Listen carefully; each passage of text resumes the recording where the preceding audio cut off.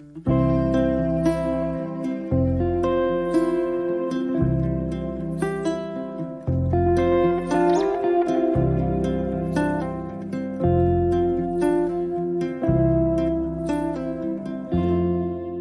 welcome to University College Cork Global Speaker Series. My name is John O'Halloran and I have the privilege of being the interim president of University College Cork. I'm a proud UCC alumnus and we're really excited to have you joining us here this evening. Throughout 2021, we'll bring a series of conversations into your room from places afar. One of the great joys of online is, of course, we can reach broadly across the world to enable great conversations to happen. In these conversations, we'll have someone facilitating the conversation, exploring both the challenges and the opportunities facing the world in which we're in today, whether it's COVID, whether it's climate change, or the significant geopolitical changes that are happening across the world. Each month, an expert from our global alumni community will discuss this topic, and I hope that you will find it interesting. And really what we're trying to do is to connect you across the world on these amazing topics. What we'd like to do is to explore during these conversations what has happened in the past year, what have we learned, what might we hold on to, or indeed what we might change, and not go back to this very difficult period for our history. What I'd like you to do is to enjoy this series, and I hope that you become inspired by the conversations. And I want to thank the speakers and our facilitators for sharing your time, sharing your expertise, sharing your encouraging and creative practice, and we look forward to having a wonderful series of conversations. Thank you for joining us today, and I wish you well.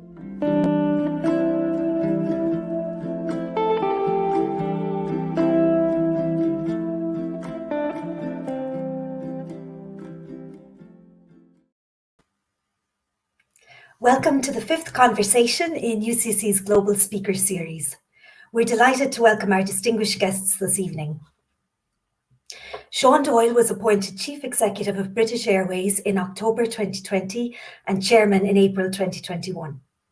Sean first joined British Airways in 1998, where he began his career as a financial analyst.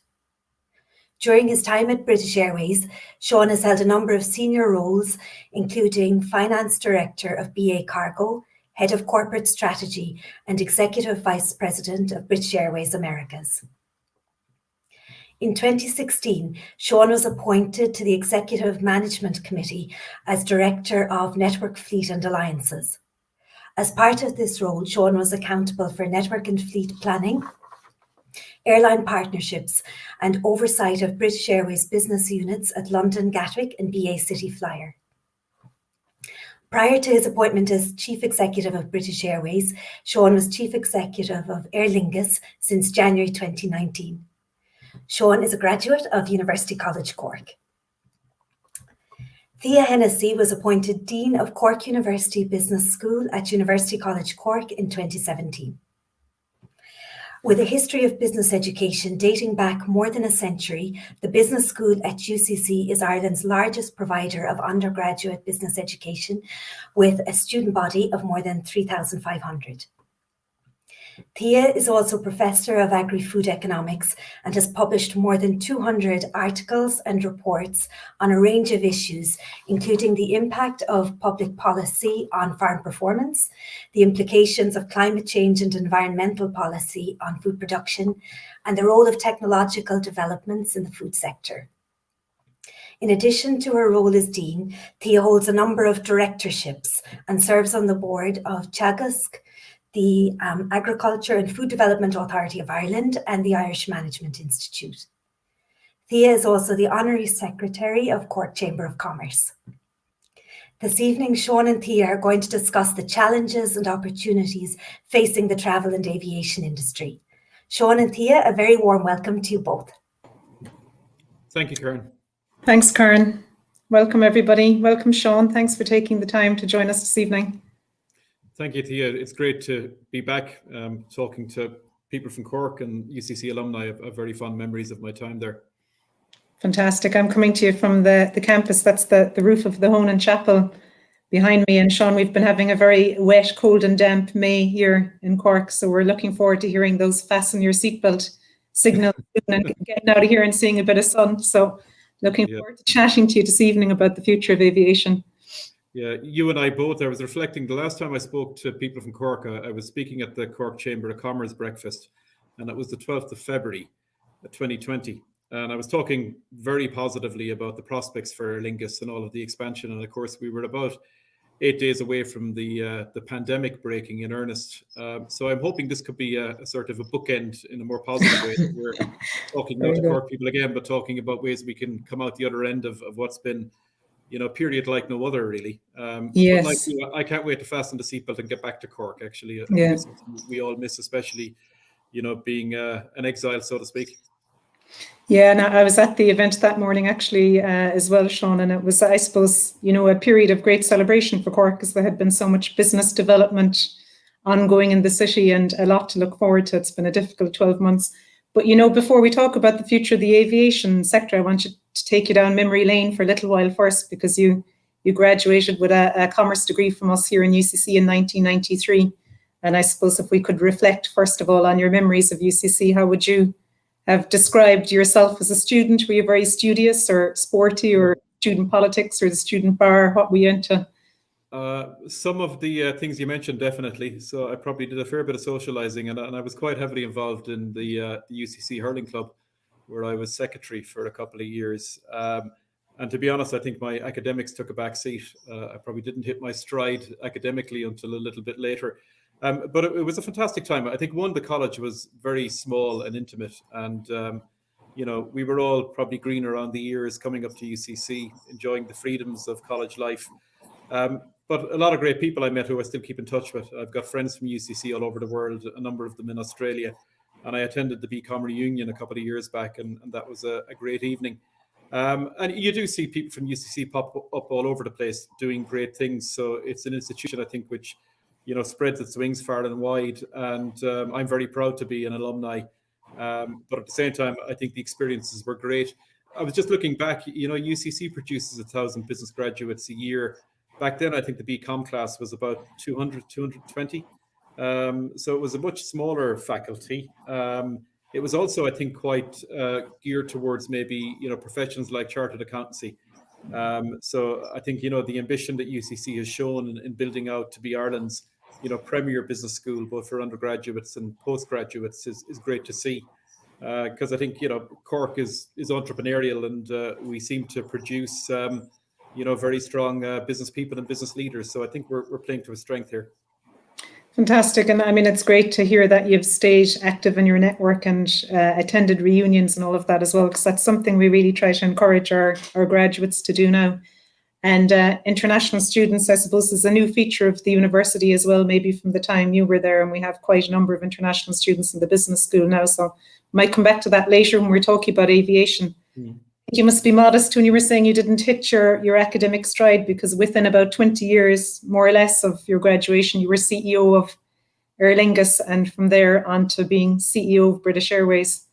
And, when I think of British Airways, it's just such an icon of Britishness, really, isn't it? I mean, if you watch the movies, you always see the British Airways flight in the background. The safety videos on the flights are delivered by all the British celebrities. It must be... Yes, you've managed to be an Irishman there. I think there are a lot of parallels. Yeah, I'm not the first Irishman, of course, to lead British Airways, because Willie, blazed the trail as he did in so many ways. But there's a lot of parallels, I think, with Aer Lingus as well. I think the Aer Lingus role prepared me well for coming into British Airways, because, of course, Aer Lingus has an amazing track record. If you talk to anybody in international aviation, Aer Lingus is held in high esteem, both in terms of how it's pioneered and innovated, but also the leaders it's produced. So if you look back to, even the leasing business was founded by Tony Ryan. Tony spent a lot of his career at Aer Lingus. People like Conor McCarthy at Ryanair started out at Aer Lingus. Alan Joyce, the CEO of Qantas, and of course, Willie. So I was following in well-worn footsteps, and I think they kind of established the credentials of Irish leaders in aviation, which made it easier for people like me to follow. But look, I've had a great run of it at British Airways. I joined in 1998. I wanted to go and work for a couple of years to get international experience. And I was lucky that I ended up working with great people who promoted and sponsored me all the way up. I was surprised to become a senior manager. I was, thrilled to become a director. And again, there is sometimes just being in the right place at the right time, doing a good job for people who are making decisions about who's going to lead this and that, and making the most of your opportunities. And that's been my philosophy. And I think actually, being pragmatic, being sensible, and also being good to work with are values that I have bought. And I think in a way, coming from Cork and being Irish, we do kind of stand out for those qualities. And I think they help a lot in big organizations where, working with people and getting things done and cutting to the chase is very, very valued. And I mean, it's been an extraordinary period then to be in that position, probably the most challenging period in aviation history. I mean, leading through crisis, what are the principles you apply? How has the experience been? It has been incredibly difficult. My first year at Aer Lingus, we were, flying high, and I think we'd inherited a business model which was really strong and had lots of headroom for growth. And then we went into hibernation. And to be honest, we've been in a form of hibernation ever since. I think Aer Lingus' situation is particularly acute, but British Airways is also operating in one of the most closed aviation markets in Europe. We do have a framework now to try and come out of that. But that framework is far from, I think, what we need to restore travel safely.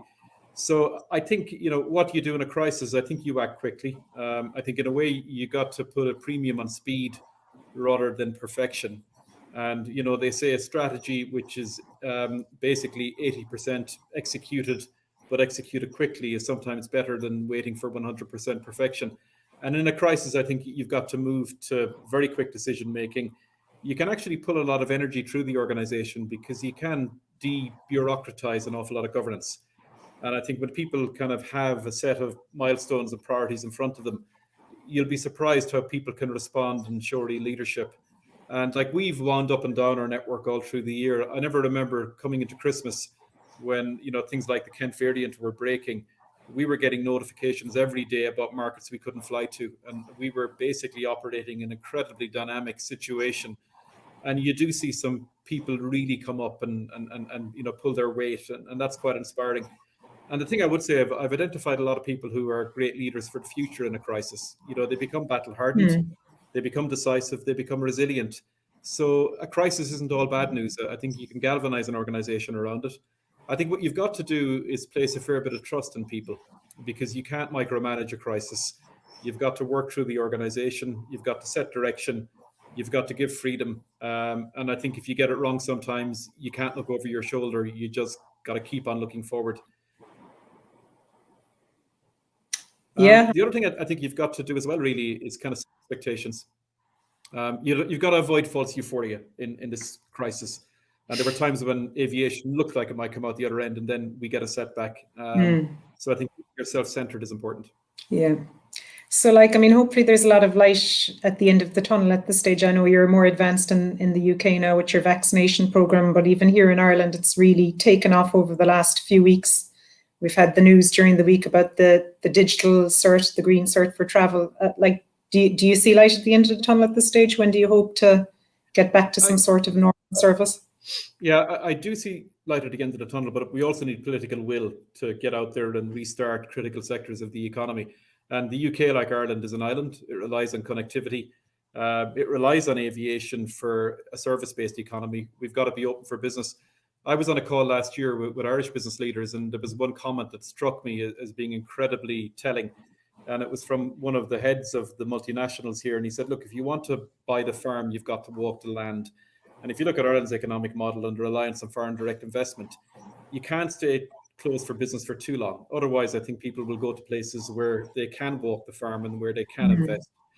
And I think there's a consequence if we don't seize this opportunity. And I think the point I would say is we want a safe recovery in aviation. We don't want to be back where we were. So we're as invested in recovering safely as everybody is in society. But we can do it, I think, with a combination of vaccination, a combination of technology, but also I think understanding that this is about managing risk and not eliminating risk. Because I think the reality is we're going to have to find a way of coexisting alongside COVID. And I think if we've policies which think we can eliminate it, we will learn the hard way. And that's what I would worry about in terms of some of the narrative that I see at the minute. And I think a lot of the narrative is dominated by kind of leisure travel, and often the importance of business travel is overlooked as well. And I mean, especially as you say, for somewhere like Ireland with the reliance on foreign direct investment. Do you see that level of business travel will return to a normal level post-COVID? Well, I think that there's probably two other segments that people forget about here. There's a lot more at stake than a suntan. One is Ireland has more people, more families have a family member living or working abroad than any other OECD country.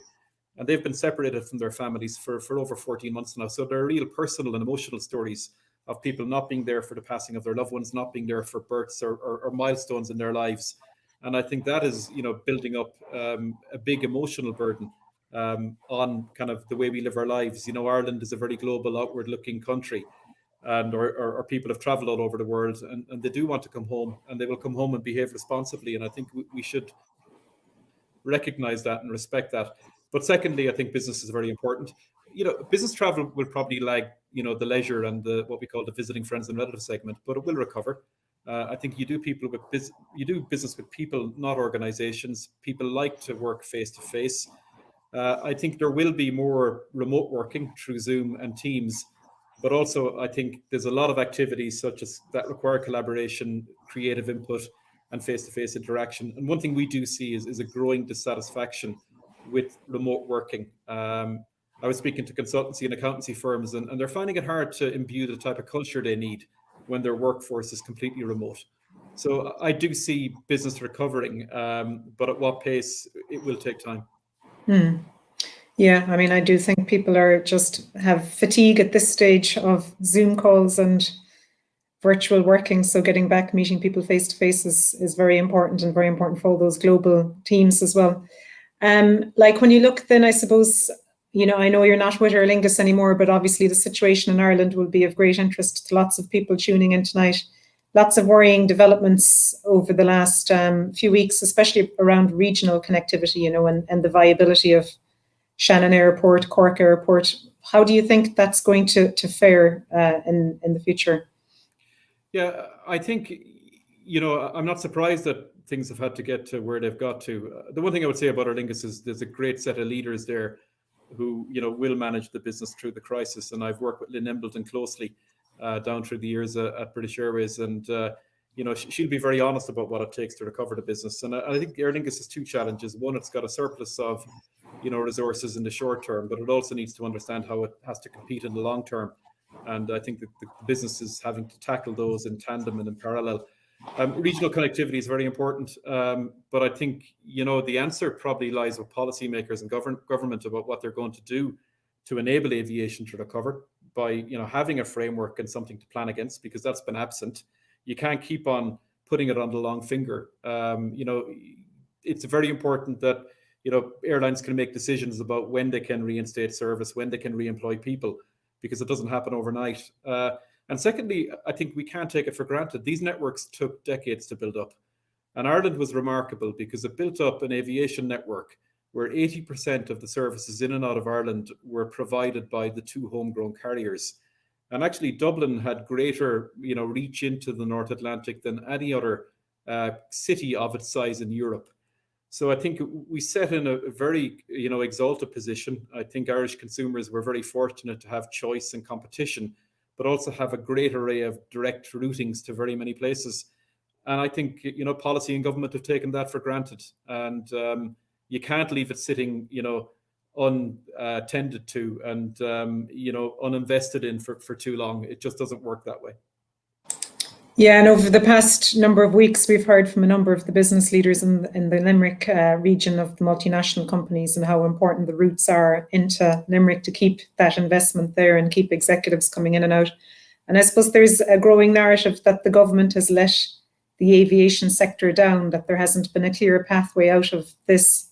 Is that something you would agree with, either for Ireland or the UK? Sorry, Thia, I missed the last sentence there, the joys of remote working again, but if you could... I suppose the view that the government has let the aviation sector down by not having a clear pathway out of the crisis, is that something you'd agree with? I would agree. I think we need to have something to plan against. And, I think aviation has a great track record of managing risk. Every time we've been presented with a crisis, be it terrorism or other issues, we've always managed to recover safely. And I think you've got to work in partnership with the industry. We are very much into kind of, I think, adapting and doing things safely. And I think that's been ignored here. There was an aviation task force I was on last year. It came up with a number of recommendations. I'm not saying the government should have adopted every one of them, but I can't think of one that's been adopted. And to be honest, that involved an awful lot of energy and commitment from business leaders and stakeholders across a range of industries, and it's set on the shelf and gathered dust. And that is frustrating for Aer Lingus, but it's also frustrating for the people who invested a lot of their time in that. Absolutely, yeah, in terms of developing that plan. I think apart from regional connectivity, then one of the other concerns is the future of low-cost airlines. It's really transformed leisure travel for people living on an island like Ireland to be able to travel so cheaply. Do you think that there'll be a long-term impact of this COVID crisis on the affordability of air travel? I think that ultimately airlines will have to compete with each other, and it will be competitive. When you get back to 2019 levels of supply will be interesting. And I think a lot of airlines around the world and IATA are saying, look, it could be 2023. So I think, the dynamics will be very interesting in 22 and 23 to see how they play out. I think some people think that there'll be a lot of seats available this year and it might be tighter next year. That's a view I think that Michael O'Leary has articulated. But I don't think it'll snap back to where we were in 2019 overnight. But look, I think the industry always invites innovation and competition. And I think, in the long run, I think consumers will avail of value for money. And I think, there will be a lot of competition out there to keep airlines on their toes, which is why when we look at how we come out of the crisis, we need to be efficient and we need to be competitive. And that's something which we are working on every day that we're planning the recovery. And what kind of strategies would you be focusing on in terms of that, gaining that efficiency and holding on to it post-crisis? Well, I think, there's a number of win-wins in terms of efficiency. I think number one, you've got to modernize and digitize all your operations, and the use of data and digital solutions is very, very exciting. I'll give you a couple of examples. When we were looking at resurrecting travel post-pandemic, we knew that customers wanted to have as little contact as possible going through an airport. So you get an app, online check-in, you drop your bag using an automated tag. You then walk into one of our lounges if you have access. You sit at a table and you scan a QR code. That QR code presents a menu and you pick your food serving and we drop that food directly to your table. Now, there's a number of things that we're benefiting from. Number one, we're learning an awful lot about what people want to consume in a lounge and where they want to sit and what time they're coming in, how long they're spending in the lounge, because we have a data footprint. And that means we're able to utilize our real estate more efficiently, but we're also saving a lot of waste because we're basically stocking our lounges and kitchens with what they want rather than what we think they want. It's the same with short-haul travel. We're launching a buy before you fly product where you use an app to pre-order what meal you want. We'll get the meal to your customer more consistently because we're not guessing. And secondly, again, I think we can eliminate waste. And I think we'll be greener as a result because by reducing weight on board, we'll also reduce the carbon footprint. So I think, we've sort of necessity is the tool of invention, and we've used digitization to make the experience better, but also to make our operation more efficient. And there's lots of different sort of micro opportunities that when you add them all up, they make the airline, I think, better and more competitive, but also make it more sustainable. And I suppose sustainability is a key theme, really. If we hadn't been struck by COVID, that's probably where we would have started as being one of the major challenges facing the sector. Do you think people will be as passionate about climate change now post-COVID? I agree completely. I think the energy is absolutely building. And I think there is also a growing political consensus globally that we need to tackle this and we need to tackle it quickly. And I think just look at COP this year and look at the G7 summit. You'll barely get past the first two questions with any leader, and you will be asked about climate action and sustainability. And I think aviation, that poses some unique challenges, but also some opportunities, because we are high profile in the debate. There's no two ways about it. At the same time, our carbon footprint is about 2% of global emissions, but our pathway to get to zero carbon aircraft is going to take time. So we will need a range of measures to become sustainable. And I think we need a sort of diverse set of initiatives to get us there. And I think us at IAG, we've been very, on the front foot in trying to lead in this space. British Airways was the first airline ever to trade in carbon emissions. We're the first airline group to commit to net zero by 2050. We've committed to a sustainable aviation fuel mandate by 2030. And I think we've also been instrumental in leading CORSIA in terms of a global framework for an industry to self-regulate in terms of carbon. But we will need that and more, because I do think we need to get on the innovation pathway. And things like hybrid and hydrogen aircraft are sort of at their embryonic stages, but they will have to form part of the solution in the coming decades. Yeah, and I was going to just ask about your pathway to net zero by 2050, whether it was through carbon offsets or whether it was through technology, probably a combination of both. How far are we away from alternative fueled aircraft? But I think we've got four sort of strategies or four imperatives in our strategy. The first is within the existing kind of OEMs, there's a lot more efficient technology out there that you can refleet to. And British Airways flies the A350-1000, which is about 45% more efficient than the 747s that we've retired. So we've been refleeting to a more modern fleet. It's the same with the A320neos and the Boeing 787s. So there's a lot of efficiency coming as a result of the way airlines are refleeting to modern generation aircraft. I think the second is offset, and I think offset will be important, but it is an interim measure. But I think the creation of a credible offset market can also drive investment into things like carbon capture. And I think, initiatives like carbon capture in a number of areas are exciting, and I think they will form part of the solution. Thirdly, we're very committed to sustainable aviation fuel, and sustainable aviation fuel has a carbon life cycle footprint, which is about 80% lower than fossil fuel. And we think that can get better the more actually the ecosystem develops. And here in the UK, we think we could build up to 14 plants and probably power, up to 20% of our fuel output through sustainable aviation fuel. And I think that will form part of the solution. Other European countries and US countries are doing the same. And the great thing about SAF is that you can integrate it into the supply chains very easily. It doesn't have to be transported. You don't have to change. It can be mixed with kerosene. And it is a very credible and long-term solution. And the fourth is new technologies. We've invested in a company called ZeroAvia.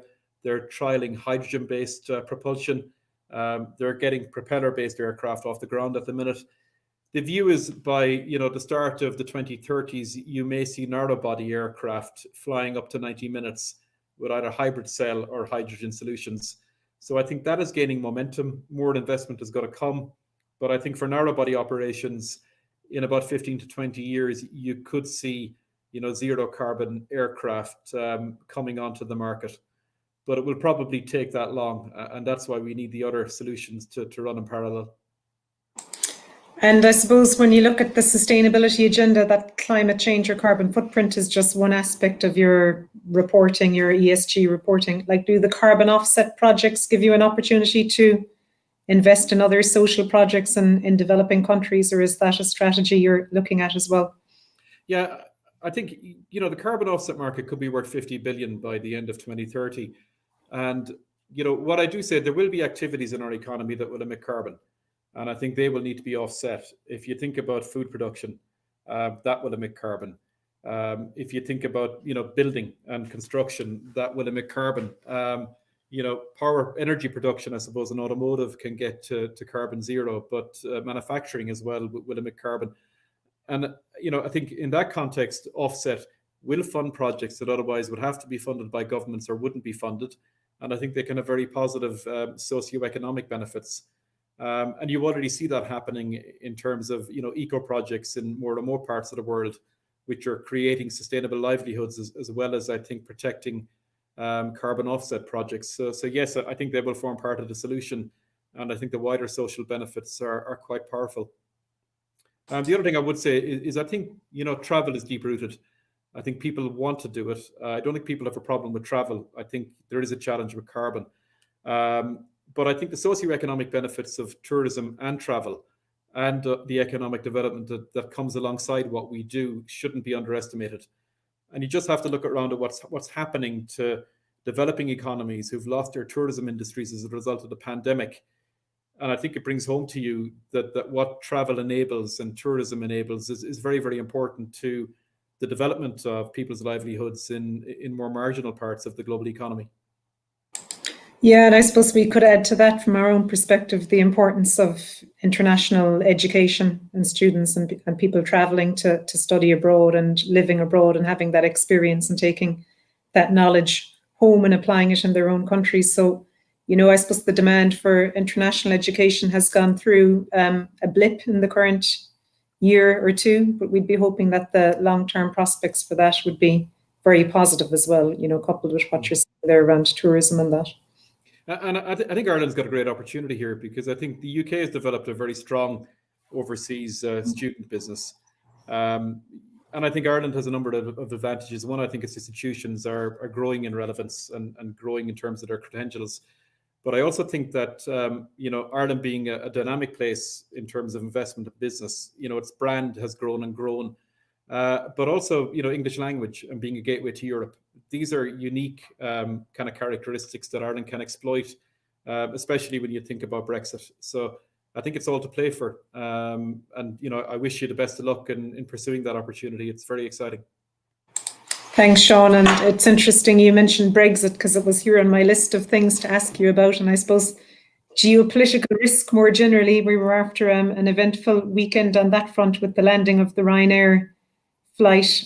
What did you think of that situation in Belarus, and does it impact your own policies at all in British Airways? Well, I think we're going with the sort of guidance by the Department of Transport in relation to how we operate, and we respond to that very quickly. It's quite a unique situation. I've never quite seen anything like it, and I think Ryanair came out very strongly in their commentary on it, and I think he was right. It's not the way international aviation works. But I think it sort of is a very isolated incident. I can't remember of one in my lifetime where something like this happening in my career in aviation. So hopefully it will stay that way. Yeah, I mean, it was a very shocking event. Geopolitical factors and risks more generally, is it something you need to factor into your strategies? Yes, I think British Airways is a global airline. We fly to every corner of the earth. So we're always kind of monitoring the operating environment we're in, which makes it very, very exciting, because it truly is a global airline. But I think things like how aviation deals with these things, it just takes it in a stride. The Brexit transition was very well managed. The skies are open. Everybody is flying. I think aviation will adapt quickly, which is what we do. Operating on the scale we do and across the environments we do, you need to be on your toes. So I'm confident that we'll find a way of adapting to whatever comes our way. And in terms of the longer term impact of Brexit, do you think it's going to impact on the demand for travel in and out of the UK? I wouldn't necessarily think so, actually. I think that, there's a pragmatism about kind of how we will move forward. And I think, there's a lot of interesting economic policies and exciting ones that the UK government will pursue in terms of the green economy, global trade, levelling up. But also, I think, there has a deal has been done. There probably is a foundation from which to build on as well. But I think businesses, find ways of doing business and investing and exploiting opportunities. And I think, we will find a way through the other end of this. I would start to park the political dimension and think about the kind of the reality of the economic interdependencies of the global model, and hope that as we come out of the pandemic in particular, and recovering GDP and recovering growth is top of mind, that people adopt a very pragmatic approach to doing business and doing trade. And in terms of like Heathrow as a connecting point for European travel onto the US, do you think that the UK being outside of the EU is going to impact on that at all, getting in and out? No, but I think it works, today fine, actually. I think Heathrow has got a kind of a number of unique characteristics. It's a big local market. It also has a very good geographic position.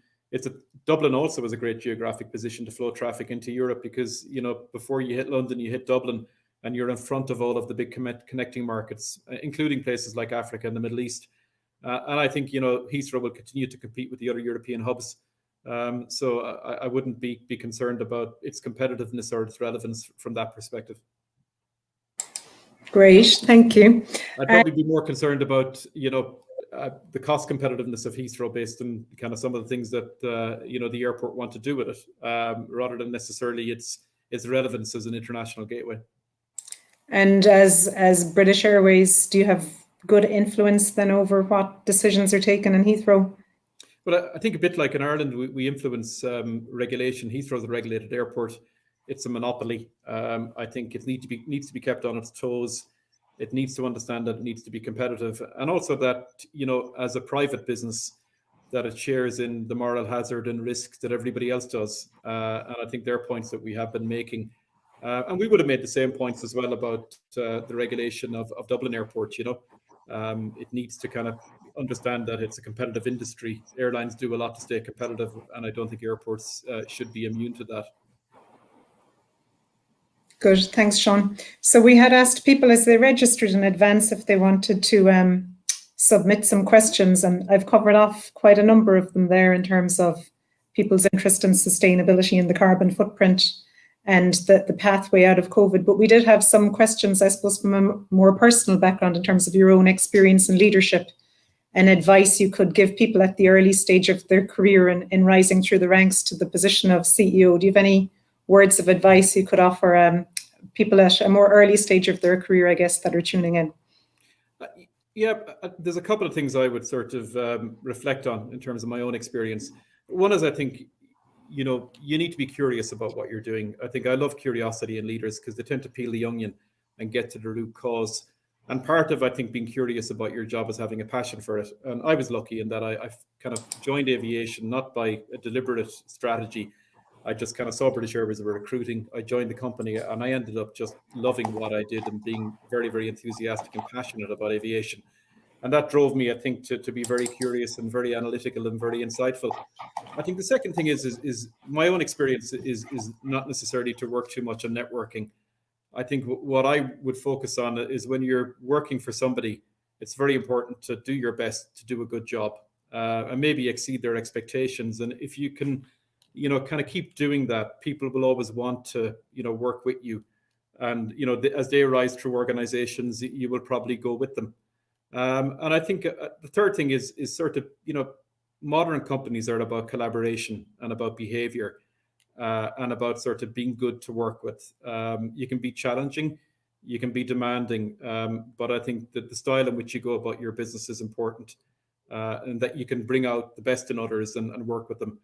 And I think as a leader, an awful lot of the time, your job is to enable your people to be excellent.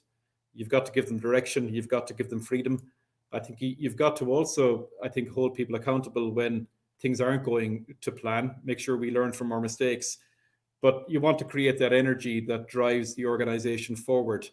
And I think when you are harnessing energy rather than trying to pull it through, it gets very exciting.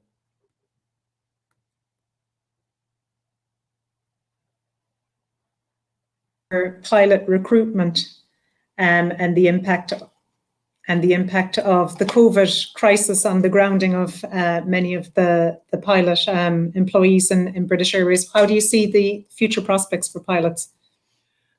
Well, I think, the immediate prospects are really how can we get policy to support the recovery in aviation? And it's important that we have a pathway in the next 6 months that leads to a sustainable recovery. So, that is hurdle number one to overcome. And I think then, if the industry can get back on the growth trajectory, but we'll have to do that, I think, in a sustainable way, there will be opportunities in the future. We have seen the industry rebound before from previous crises. So, if you talk to maybe people who've been in the industry 20 or 30 years, they will have seen different versions of this, but nothing ever quite like this. We had 9/11, we had a global financial crisis, but we've never been more or less, operating at a fraction of our capacity for such a long period. So, I think you've got to stay resilient and stay positive. And, if you're passionate enough about getting back into the industry, I think opportunities will open up. Great, thank you. So, Sean, I have a couple of gifts for you before we hand back to Karen. I was pleased to hear you saying that you were passionate about hurling while you were in UCC, because I got you a little crossbow and a skull and crossbow tie. So I don't know if you get called into Downing Street or to the Secretary of Transport Office very often, but we want to see you on the BBC wearing this tie at some stage. I will definitely take up that offer. I very fond memories. I was sort of an average hurler, but I was fortunate enough to see some great hurlers at UCC. Back then we were winning All Irelands and Fitzgibbons at a rate of knots. So, you know, hopefully Cork hurling will resurrect alongside the recovery from the pandemic. Hopefully, we'll see.